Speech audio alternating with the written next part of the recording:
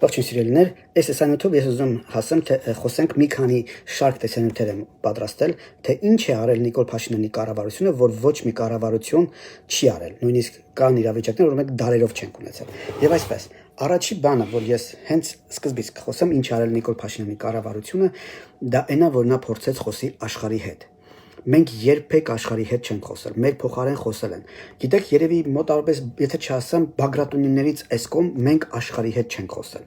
Մենք միշտ դիմել ենք հզորներին, որ մեր փոխարեն խոսեն, մեզ համար բարեխոսեն։ Իսկ գիտեք ինչ են նրանք խոսել, ասել են, երբ որ քեզ հարցնում են, դու գործ չունես, կնայես խելոքի մեր երեսին։ Մենք ընդհանրապես նայել ենք նրանց երեսին, իսկ նրանք ասել են միմյանց. «Ապա չոմ Արմենիա ստոյետ, ինչ արժի Հայաստանը, որքան պետք է մենք իրար վաճառենք»։ Եւ մենք միշտ այս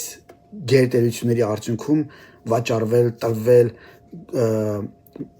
կոտորվել, մի խոսքով ամեն ինչի մեջ անցել ենք, բայց միշտ մեր փոխարեն են խոսել, որտեղ մենք չենք խոսել։ Վերջին մարդը, որ մեր փոխարեն մեզ համար գնաց խոսելու աշխարհի հետ, վերջին մարդը դա Խրիմյան հայրիկն էր, երբ որ ասեց, ես գնամ աշխարհի հետ խոսեմ, ասեցին, ինչ պիտի խոսես, որ լեզվով պիտի խոսես։ Դա ասեց, մի լեզու գիտեմ, այդ լեզվով պիտի խոսեմ, այդ որն է, լացի լեզուն է։ Եվ մեզ դրսի դուրը փակեցին մեզ վրա եւ ասին գնա դրսում լացի, էլ չխոսես։ Եթե մենք այն ժամանակ խոսեինք աշխարհի հետ, գիտեք, որ գուցե այսօր Հայաստանը չլիներ 29,000 քառակուսի, այլ ավելին, մինչև 50, 60, 70,000 քառակուսի կիլոմետր։ Գիտեք, որ մենք ցեղասպանություն չէինք ունենա։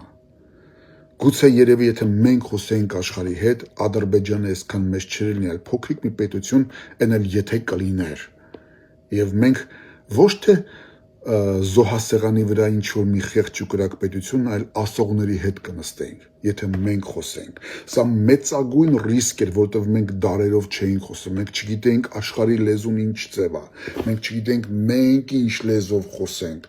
եւ չգիտեինք ինչ պիտի վճարենք դրա դիմաց։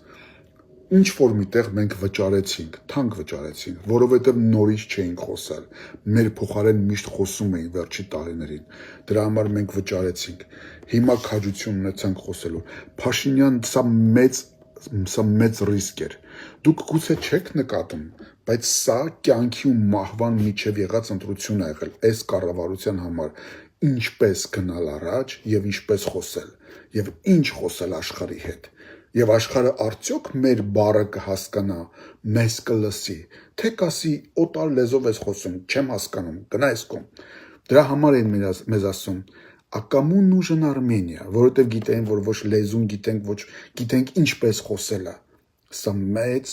շատ ճակատագրական ռիսկ էր, որ այս կառավարությունը հանձն առավ իր վրա վերցնելու եւ խոսելու։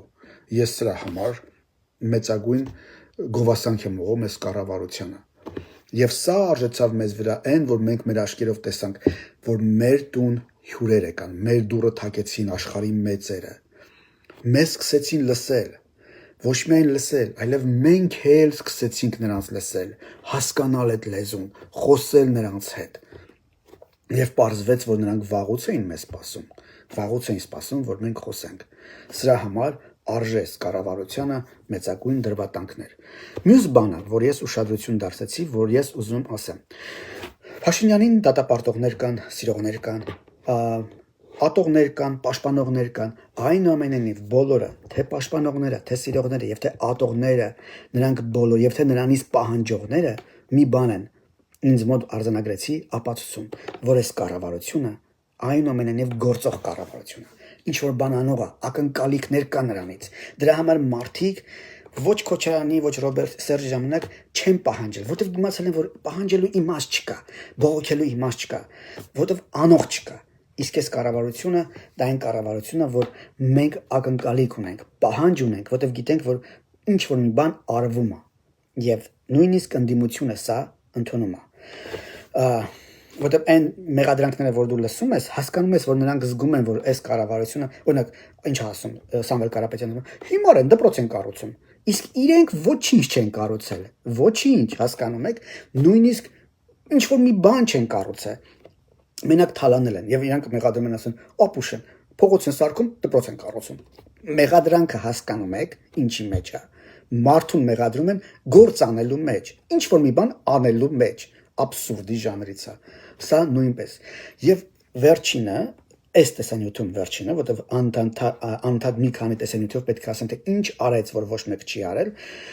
դուք նկատել եք երեխաների մեծ հոսքը դեպի Փաշինյան Նիկոլը։ Գուցե տպավորություն, թե սա PR-ը կամ սա տարածված բան է, մեմ է, որ երեխեքը սկսել են մոտենալ, բայց ոչ։ Բոլոր հասարակություններում երեխաները հասարակության ամենաանկեղծ ու մաքուր մասան են, որտեղ նրանք միամիտ են, անկեղծ են ու նրանց մեջ նենգություն չկա, որտեղ չեն ձևավորվել դեռ հələ որպես ամբողջական մարդ։ Դրա համար նրանց գործառույթները ինչ որ միտեղ անկեղծ են։ Եվ նրանք, որ մոտենում են երկրի ղեկավարին, երկու բան, նախ երկրի ղեկավարն էլ է նրանց մոտենում, նրանց հետ չի խոսում բանի պես, վերևինը ներքևինի պես, այլ հավասարը հավասարի պես, սա երեխաները զգում են, մեկ, երեխաները ազնիվ են, որովհետև մոտենում են, գիտեք, մի կարևոր նրբության համար, երեխան սկսել է իր ապագան տեսնել, երեխան սկսել է իր ապագան տեսնել, և այդ ապագայի մեջ հույս տեսնել, սա շատ կարևոր բան է, որ երեխան սկսել է իր ապագայի մեջ հույս տեսնել, ու երբ որ դու հիմա գնաս ընտրության ու ընտրես ուրիշ ղեկավարի, դու քո երեխայի հույսի վրա միացնես մեծ խաչ ես քաշելու, ասելու ես տելակոտ քո երեխային հենց այդպես ես ասելու, դու ով ես որ ապագա ունենաս, հելի ռադեղը գնա թափառական դառի աշխարհով մեկ, սա ես ասելու, սա ես ասելու քո երեխային, այնպես որ ամսի 7-ի օրը, ընտրության օրը, մտածի, քո որոշումը ինչքան կարևոր է, ոչ միայն քո, այլև քո երեխայի ապագայի համար, և նորից եմ ասում, քո երեխան է ապացուցում քեզ, հենց քեզ, որ ես ապագա եմ տեսնում, չփչացնես իմ ապագան, իրավունք չունես, մենք միշտ մեր երեխաների ապագան փչացրել ենք, 2000 դրամ վերցրել են, գնացել ենք 2 կիլո պեսոկ ենք առել ու ավիրել ենք այդ երեխեքի ապագան, և այդ երեխեքը հիմա դառել են 18, 20, 25 տարեկան, շատերը նույնիսկ կրթություն չունեցող, որովհետև ժամանակին իրենց ծնողները ավիրեցին իրենց երեխեքի ապագան, հիմա ժամանակն է, որ դու մտածես, նույն սխալն ես կրկնելու, թե չէ, այն մարդիկ, որ քեզ լավ բան են խոստանում, լավ բան խոստացողը քեզ կաշառք չի վճարի, չի կարա գա քեզ փոխտա ասի, ինձ ընտրի, որ քեզ համար լավ անեմ, չի անի տենց բան, լավ բան անողը կասի, ախպեր, դու գիտես, ես քո համար լավ բան եմ ուզում անեմ, ուզում ես ինձ ընտրի, չես ուզում մի ընտրի, դա քո որոշելիքն է, ես էս եմ, հո չեմ ընկնի քո ոտքերը, բայց միթե լավ բան անողը պիտի ընկնի քո ոտքերը, քեզ կաշառի, քեզ համոզի, քեզ ստեր կերակրի, ինչա դու իրան ընտրես։ Նկատել եք, ես կառավարությունը ոչ կաշառում է քեզ, ոչ է, ասում է ես անում եմ, արել եմ, անում եմ, անելու եմ։ Նորից ամենավառ վկան դա քո երեխեքն են, մեր երեխեքն են, որ դա ապացուցում են, որ մենք այս կառավարության մեջ հույս ենք տեսնում։ Ամենավառ վկան այն է, որ քո երկիր վերջի գոնե 30 տարվա մեջ, ինչ 30, սովետական միությունից սկսած մինչև հիմա, քո դուռը թակող չի եղել, քո դուռը բացող չի եղել, բայց հիմա գալիս են աշխարհի մեծերը, դու գնացել հասել ես այն մարդու տուն, որ այս երկրի թագավորն է, աշխարհի տիրակալն է, Ամերիկայի Միացյալ Նահանգների, համենայն դեպս մինչև այս պահը,